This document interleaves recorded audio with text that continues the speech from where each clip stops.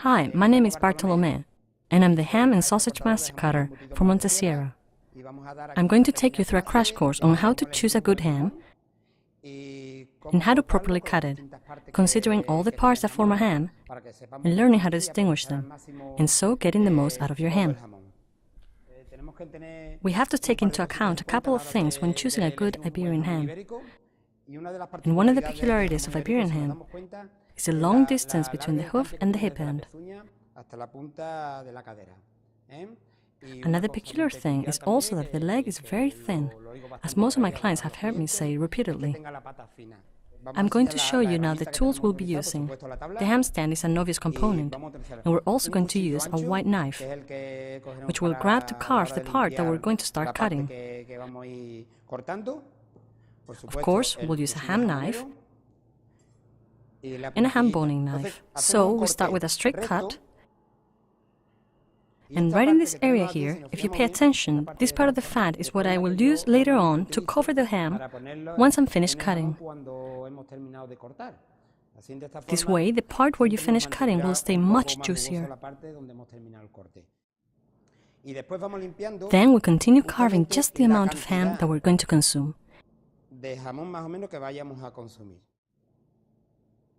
And here, as you can see, is the part of the ham which we're going to cut real thin, very, very thin, with slices that are no longer than 5 to 7 centimeters long.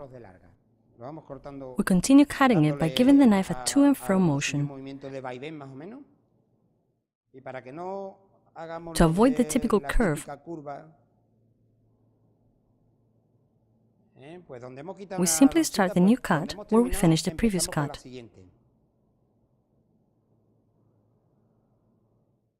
When we get to this point, then we'll bump into the bone. Here we tend to cut upwards, and thus we create the typical camber. There is a little trick to avoid that. The ham boning knife that I showed you before is truly effective for this. Here's the bone, what we call the bridge bone, precisely because it is the bridge that joins the two hips.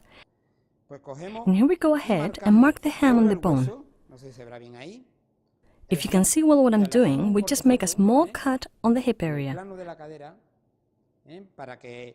so that once we finish cutting our ham, we stop right at the point where we had cut before.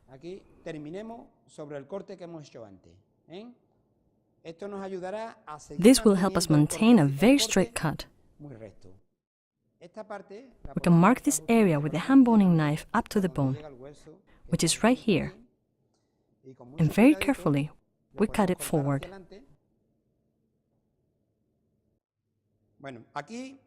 Here, if you pay attention, we're already at the bone. Here it is. We have already marked half a hip bone. It is marked and exposed. This is very important.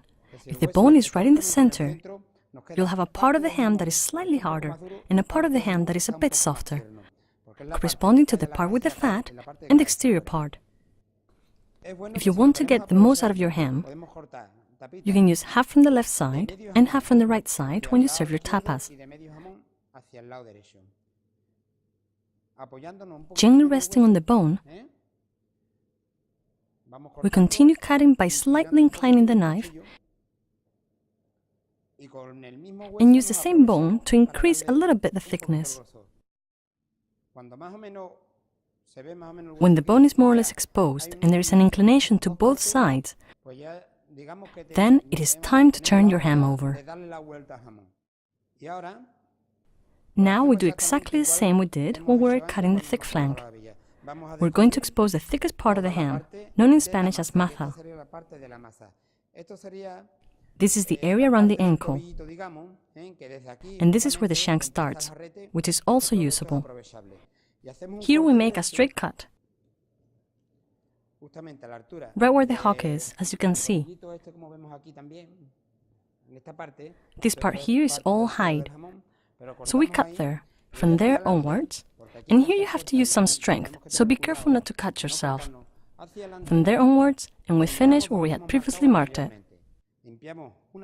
We carve part of the hide off, and then you continue uncovering until you find the meat.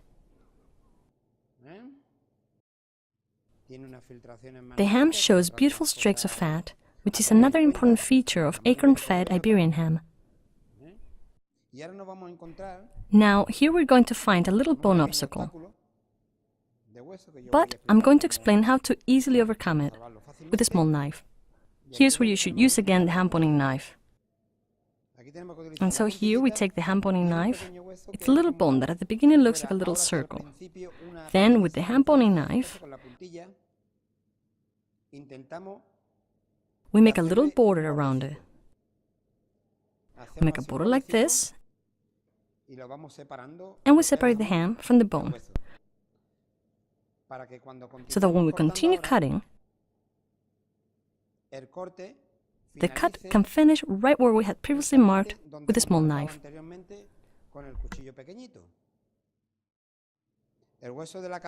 The hip bone starts to show, and like we did before, and I'll explain again, with this small knife and very carefully,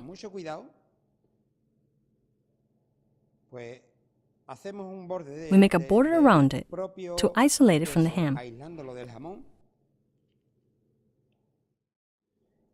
Like I explained before, with a bit of skill in cutting with the knife towards you, we can continue cutting around the bone to the point where we had marked before. As we continue, the meat goes down, it is consumed, and then we find the matha and the hip area, this one here, including the hip end. We have now fully consumed the matha, part of the shank, which we shouldn't leave behind, and now what we have left is the hip end. The remaining area is quite narrow, just like on this side. And just like we did before we turned the ham over, if you remember, we would rest on the bone. Here we do exactly the same. And we cut very straight slices.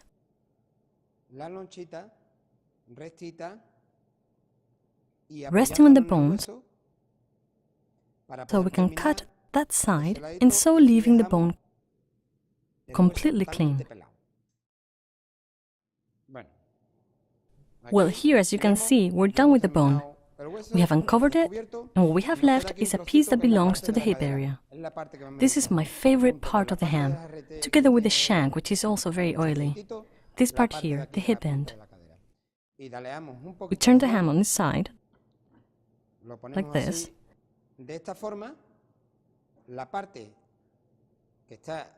The yellow part of the fat we're not going to eat, obviously.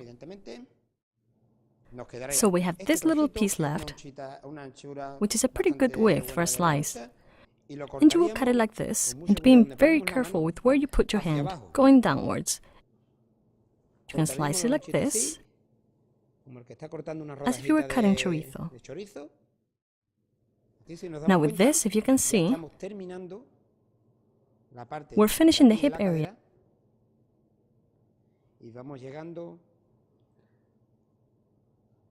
And arriving at the little ball of the hip bone. So we're done with this. Now what's left is the shank area. I'm sure everyone loves little ham cubes. Well, for that, we carve it right to the area we carved before, the hock. If we place it like this, we can still use this piece here, which is truly delicious. Well, now that we're done with this part here, I don't think we can get any more slices. There is a little trick, though, with the shank. And if it's not too hard, you could slice it too. But I believe it's better to just carve it. So, to carve the shank, we remove the hide that's left,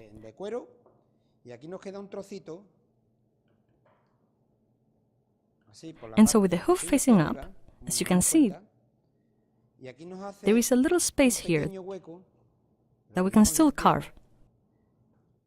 Just here in the shank area, if you place it with the hoof facing up, we separate this little piece from the bone and break it. This way, all that's left is the shank you can see here, completely uncovered. We cut a couple of pieces around here and a couple of pieces around here. And here we go. All the shank is off and the bone is fully clean. Here around the exterior side of the ham,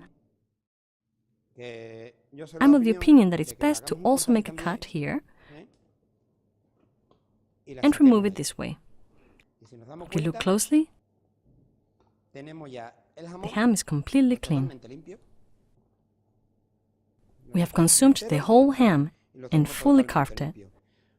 And well, with these 3 or 4 pieces here, we can cut little squares and they're just delicious.